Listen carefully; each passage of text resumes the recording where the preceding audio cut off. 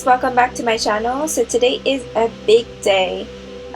Today I decided that it was finally time for Hazel's mane to be trimmed, and so we will trim Hazel's mane up to the standard for dressage, and that breaks my heart a little bit, but it is something that's necessary. I have been growing Hazel's mane for the past 2 years.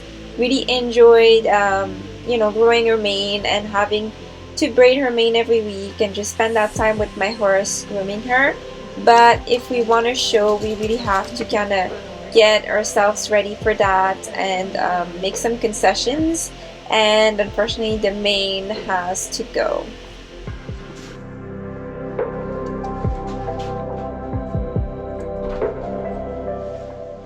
So I will take you through the process of getting your horse ready, not necessarily for a show, but at least for the show season. So the first thing that I do here is trim the hair off of my horse's ear.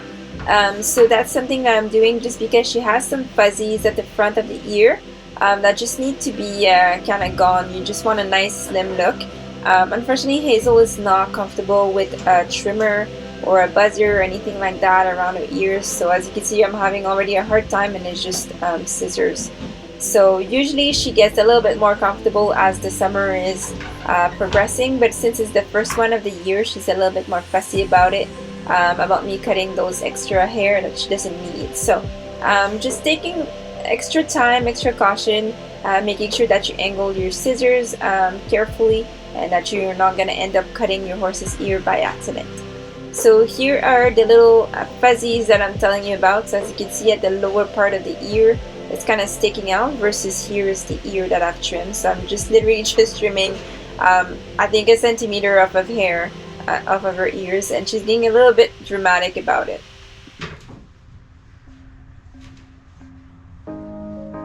It is now time for the piece of resistance, which is the mane. So I'm just combing it down, and then I have my scissors and I'm just gonna go ahead and trim. So that part that I'm trimming there is gotten so thin, especially with blankets rubbing all winter and saddle pads and things like that. So I'm just kind of starting with that part there just to kind of even it out, and then I'm just going horizontally at first to kind of just cut the bulk of the hair. I know a lot of people and grooms and people like that will just react to the fact that you're supposed to angle your shears at 45-degree angle and start doing little cuts and stuff. But when you have so much mane, honestly, I'm just going and just cutting the excess and the bulk out. So depending on where the mane is grown, it's just cutting a couple inches off, so it makes my job easier. So for you guys' information, so there are different lengths of mane that you can opt for your horse. Dressage horses are typically between 6 and 7 inches in order to have the plaits that you need or the braids that you need for shows. For when it comes to jumpers and hunters, you can go as short as 4 inches.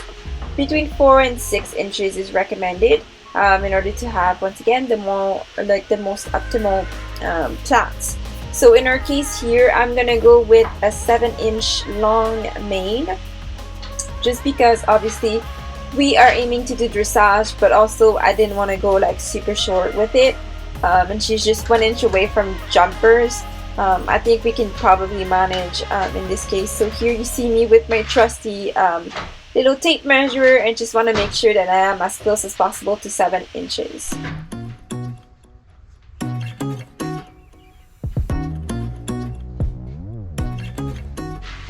I would like to quickly mention that this is the first cut of the mane. It's not the final result. So what happened is that she had braids in, so her mane is actually wavy. And in order for me to have her mane straight, I would have to give her a shower. That day wasn't really warm, so warm enough for a shower.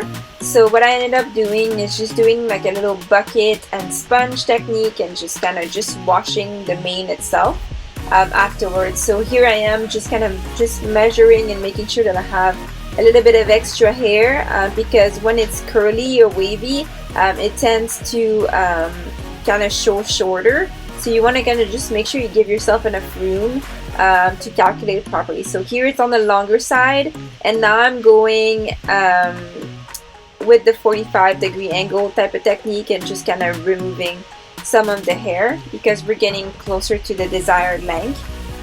So I want to make sure I have the proper technique. So apparently this technique really helps with keeping a natural look. You don't want it to look like super synthetic and like cropped and things like that. For dressage it doesn't really matter, but for jumpers, you know, they don't really like to have like a straight cut, bold cut like that. So you have to make sure that you know, you angle your shears so it gives some texture to the hair and it makes it look like, you know, it's always been that length basically.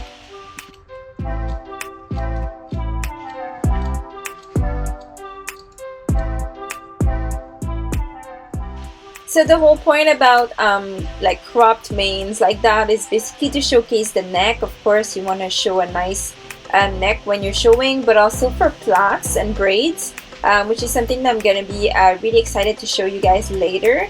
Right now we're just to just trim the mane for the season. What's nice about that length is it also allows for a nice breeze to go through, so my horse is not overly sweating in the neck area.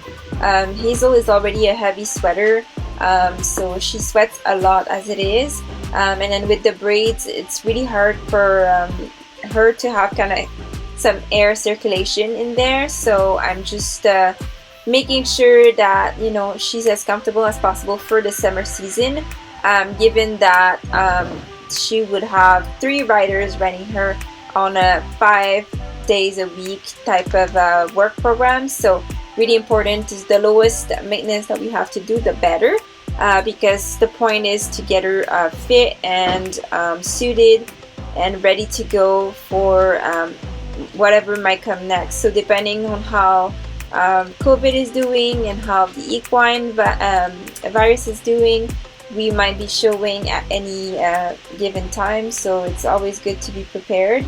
And I also want to get that experience with plaiting and all that stuff.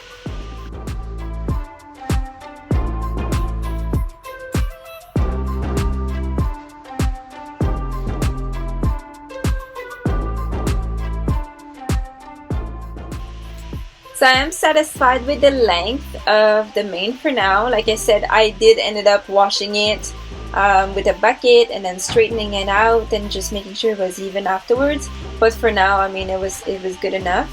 I also double checked her forelock. It wasn't in a bad shape. It's just that she had a huge scrape that happened earlier in the spring season. Right on her forehead, and I think it cropped a bit of her forelock as well. So I just evened it out and made sure that it was looking good. So I trimmed that a little bit, but basically what I did that day is I did take care of both ears, just remove that extra fluff. I did the mane, the forelock, and I also did a nice bridle path, which is what I'm gonna do next here in this video. And at the end I also ended up trimming just right behind her legs as well, to just kind of clip off any extras hair in there too. So for the bridle path, really important, you want to make sure that you can see what you're doing and be ready if your horse is going to jump a little bit. Once again, it's all about just scissors in her case here. She didn't have much of a bridle path to trim. Next time that I actually like upkeep it, I will definitely take a close-up video so you guys can see what it looks like above there. But you want to make sure that you separate the forelock's hair with the mane's hair, and then the bridle path is right in the middle. Usually you will see like a coilic around that point, so that's where the hair is just kind of switching direction. So that's the good indication. And then another indication is basically where your halter or your bridle is going to sit. So sometimes you'll see damaged hair or things like that. So really important to kind of clean it up, just so the horse is more comfortable and the hair is not like constantly pulled when you're putting a bridle on there. So I just thought it would be nice for Hazel to also enjoy a nice bridle path for the summer as well.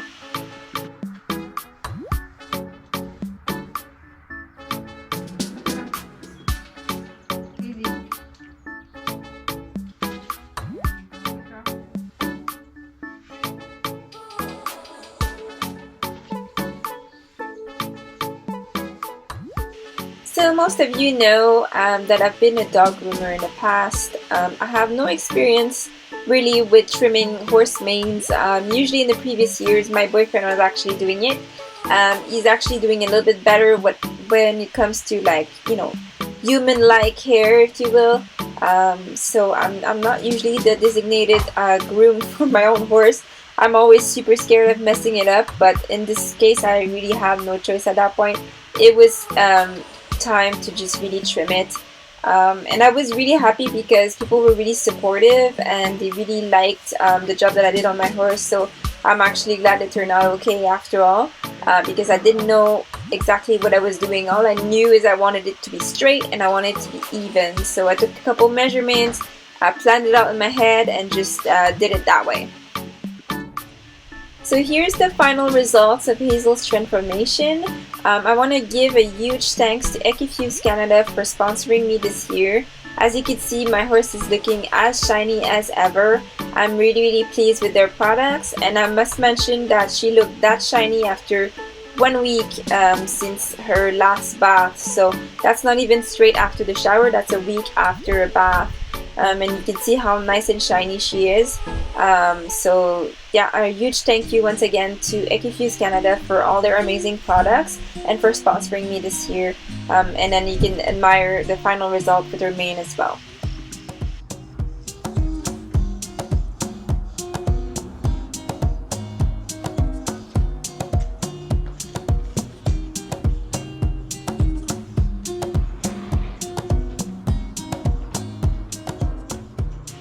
So we left the beauty salon to get into motion here.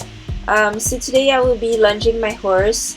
I think she did really amazing that week, so I didn't really want to kind of go around and ride her that day. It was also a long weekend, so I was planning on being there every single day for 3 days straight. So that being the first day, I decided that I think that lunging would be a great exercise for her. Without putting too much pressure and just kind of letting her just relax into that. I think it's really beneficial sometimes to kind of switch it up so your horse doesn't get too bored or overly apprehensive of work time or anything like that. So I think she quite enjoyed it, actually.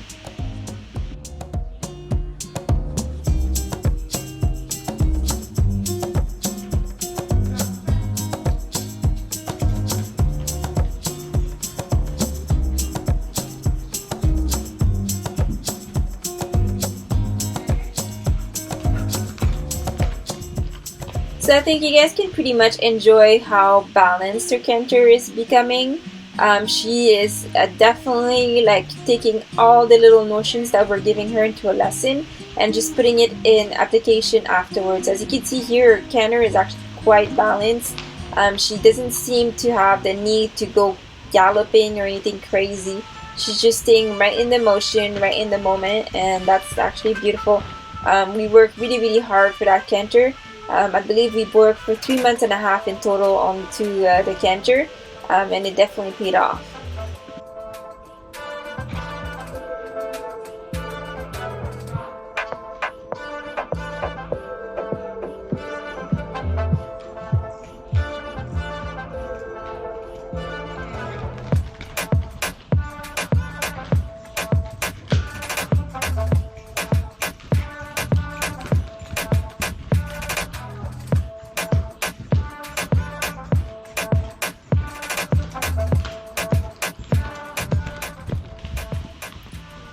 So she's being such a good girl. I'm really impressed with how far her canter work had basically traveled. Honestly, it's amazing because we work like I said, really hard.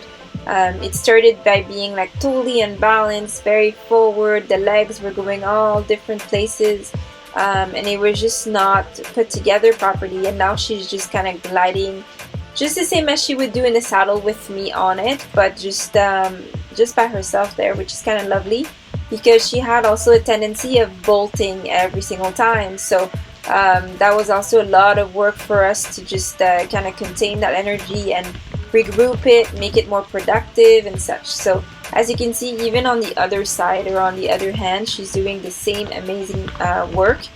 She's cantering so slowly, it's almost like a lope, like a western lope that she's doing, which is really lovely because we're almost getting herself a little close enough to be able to take other notions, such as lead changes, and also do a couple of more exercises with that lovely canter that she has.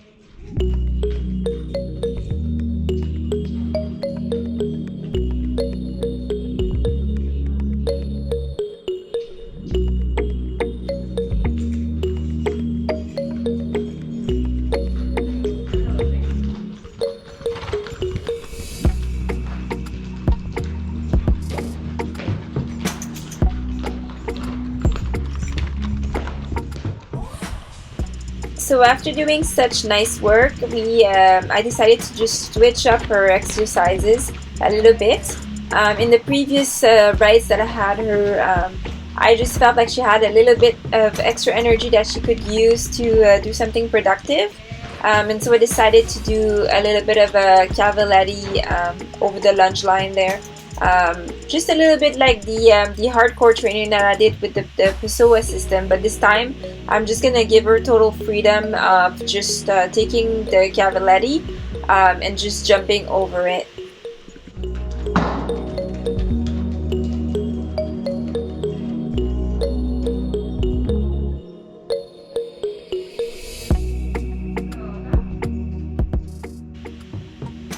So this is her hard side, so it takes a little bit of a convincing to get her to kind of go over it, but she has the freedom to either walk it, trot it, or canter it. So so far I'm just not asking her anything speed wise, I'm just asking her to just go over it. So even if she wants to stop, it's really important for me to just go with her and get her to get through the other side. And as you can see here, she picked her speed and she was obviously fine with it. So it just takes a couple times to get them used to it. The more center, the better. But if not, just get them over it. And they will learn a great deal. So she learns what she can do and what she can't do. So here the lunge line was a little bit big and she was coming a little strong. So I'm still giving her some directive to kind of get her to kind of relax, because galloping to an obstacle is definitely not the best deal. So here she's a little bit riled up, so I'm just trying to give her a couple minutes to just kind of calm down and just get over it, even if I have to kind of pull her through myself, because it's really not a big deal, it's just a Cavaletti. So as you can see here, she's just totally fine.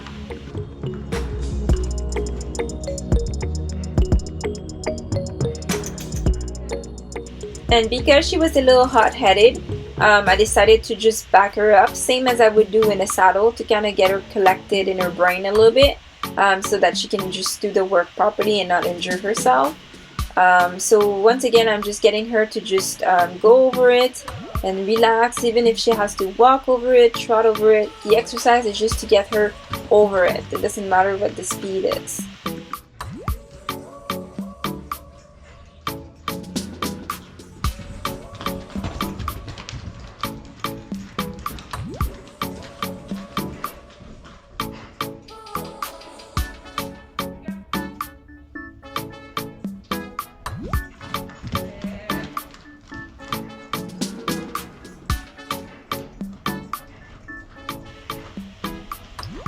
So as you can see now, she's a little bit more consistent. She's kind of unlocked a little bit from that side, like she figured out she's been jumping this thing for a couple times now, so she knows. And I'm a bit more able now to kind of control the pace and just ask her to either trot to it, canter to it, and just kind of switch it up that way, which is kind of nice. So we can just get the same exercises that we would do with the saddle, but I'm just doing it from the ground. So what's great about doing some exercises from the ground, it just really helps to build your horse their confidence, and it will also be able to kind of just manage or handle some different situations that way, because I'm not forcing her to go in the center, I'm not forcing her to do anything or controlling her in any other way. She has the freedom to kind of just decide how or which leg she's gonna land on, and all of this. I'm not asking for lead changes or anything serious like that. I'm just asking her to just kind of go with the flow, stay consistent, and just go over it. After a couple times, obviously she got a little bit tired, so I lowered the Cavaletti here. So this is the medium position, and so like that she can just go over it and see. She does not have to jump as high because her energy is a little lower. I don't want to overdo it either. And I also want to mention that, of course, I did the exercise on the other side as well. I just took a clip just so you guys see what the exercise is about.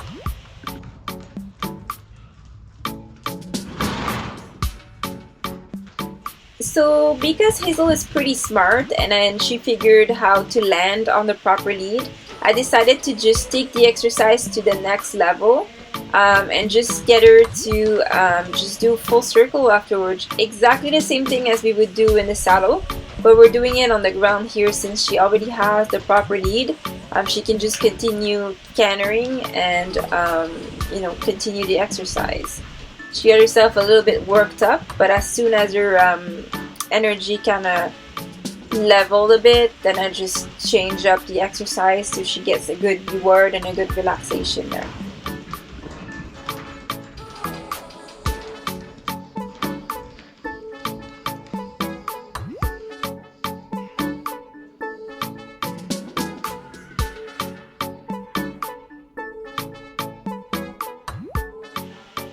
So that was our little adventure for today. So we got a nice haircut, and then we went with some lunging today to just kind of change it up a little bit. And she did really well over that that Cavaletti there. So I'm really happy because sometimes it just kind of really helps to just kind of unlock something and get them to be a bit more confident in themselves. So that really helps as well when you're riding afterwards. So I hope that you guys enjoyed this video and that you've learned something new, and I will talk to you guys very soon. Bye for now.